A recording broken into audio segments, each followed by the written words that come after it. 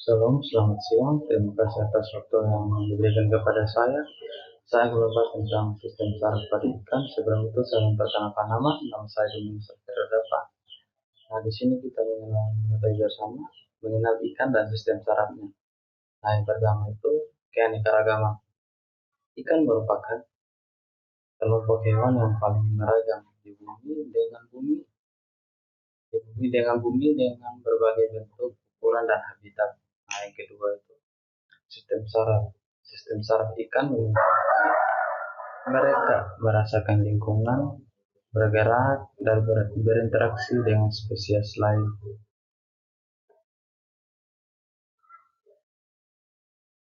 Nah, yang kedua itu struktur dan sistem saraf ikan. Yang pertama otak.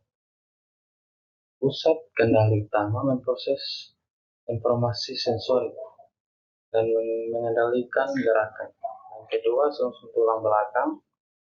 Jalur saraf utama yang menghubungkan otak ke seluruh tubuh, mengendalikan gerakan dan mobilitas. Yang ketiga, saraf tepi. Serabut. Serabut saraf membawa informasi otak dan susunan sumsum tulang ke belakang tubuh. Yang ketiga itu fungsi sistem saraf ikan. Nah, yang pertama itu gerakan. Sistem saraf mengendalikan pergerakan ikan, termasuk berenang, berputar, dan melompat. Yang kedua itu perspesi lingkungan. Perspesi lingkungan. Sistem saraf memungkinkan ikan untuk merasakan lingkungan mereka seperti suhu, cahaya, dan suara. Yang ketiga itu sistem saraf perilaku. Sistem saraf mengontrol perilaku ikan seperti makan, reproduksi, dan menghindari predator lainnya. Yang keempat itu sistem saraf pusat ikan. Nah, yang pertama itu otak depan. Otak depan ini memproses informasi sensori dan mengendalikan perilaku kompleks. Yang kedua itu otak tengah. Otak tengah itu berfungsi sebagai mengontrol penglihatan dan refleks gerakan. Yang ketiga otak belakang. Otak belakang ini berfungsi untuk mengatur gerakan, keseimbangan, dan fungsi organ internal.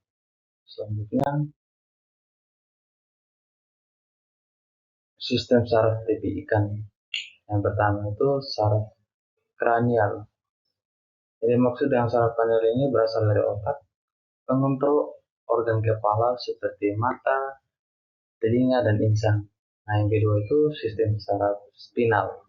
Nah, yang dimaksud dengan sistem saraf spinal ini berasal dari sumsum tulang belakang, mengontrol gerakan tubuh dan organ internal. Nah, yang ketiga itu sistem saraf otonom, mengontrol fungsi tubuh yang tidak disengaja dan pernapasan atau pencernaan. Selanjutnya sistem sensorik ikan. Yang pertama itu penglihatan. Nah, penglihatan ini menggunakan mata mungkin ikan untuk melihat baik di atas maupun di bawah air. Nah, yang kedua itu indera penciuman. Indera penciuman yang dimaksud ini nostril, mendeteksi bau, membantu ikan untuk menemukan makanan dan menghindari predator lainnya. Garis sisi, yang ketiga itu garis sisi. Yang dimaksud garis sisi ini sistem sensori yang mendeteksi gerakan air, membantu ikan untuk menavigasi dan menemukan mangsa. Oke, selanjutnya rasa. Sel rasa di mulut dan tubuh mendeteksi membantu ikan untuk mencari makanan.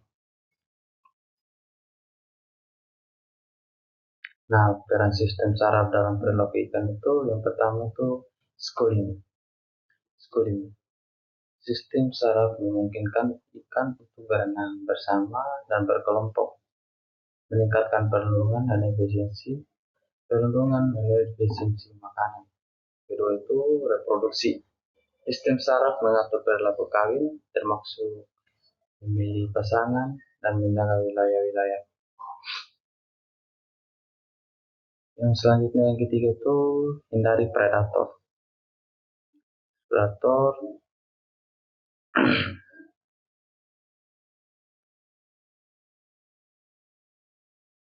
predator.